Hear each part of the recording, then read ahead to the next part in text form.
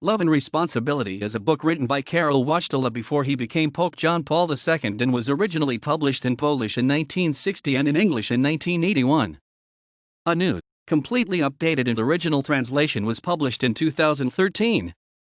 Father Wojtyła was originally inspired to write the book while being a professor at the Catholic University of Lublin, through the experiences he had in teaching young Catholics. While at the university, Father Wojtyła gathered a group of about 20 young people, who began to call themselves Rodzinka, the little family. They met for prayers, philosophical discussions, and helping the blind and sick. The group eventually grew to approximately 200 participants, and their activities expanded to include annual skiing and kayaking trips. The insight he gained from these meetings and discussions helped him develop the raw material for the text. The work consists of 5 chapters: the person in the sexual urge, the person in love, the person in chastity, justice to the Creator, and sexology and ethics. It is described as a defense of the traditional church teachings on marriage from a new philosophical standpoint.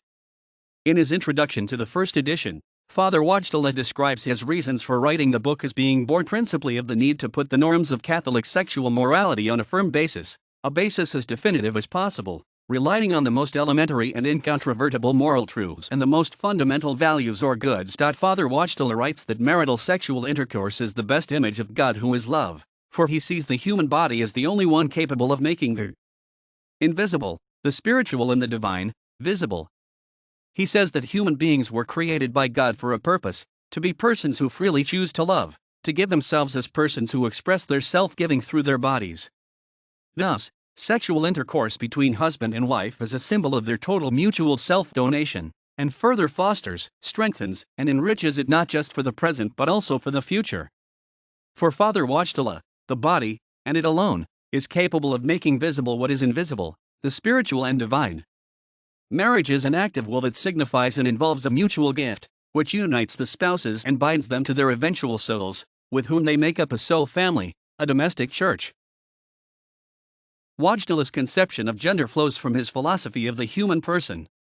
He posits a theistic humanism grounded in imago Dei, mankind in the image and likeness of God. A human being is an integrated body and soul, with a complementary union of 2 genders, male and female. Wojtyła's philosophy is based on the phenomenological tradition, which deals with the subjective experience of humans and how culture, language, upbringing, and biases all affect the way individuals see the objective world. The ethical system he presents appears heavily centered on actions and deeds. However, he argues that there is a metaphysical reality in which human subjects realize themselves and ground themselves in it by acting in freedom. Specifically, the metaphysical realism is God in his creation of man in his own image and likeness. Yet, there is not a divide between man's subjectiveness and his metaphysical reality.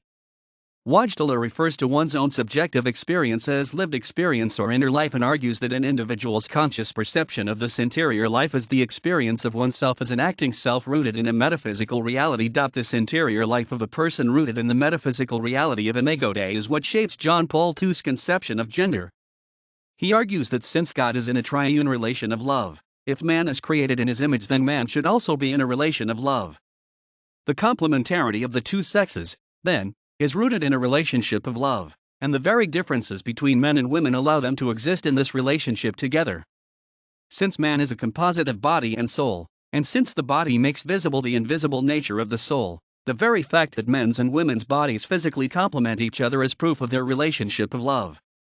As men and women are both created in imago Dei, they are both equal in dignity, although they are different. For Wojtyła, those differences are what allows men and women to exist coherently together in a union of love, reflecting man's deepest identity.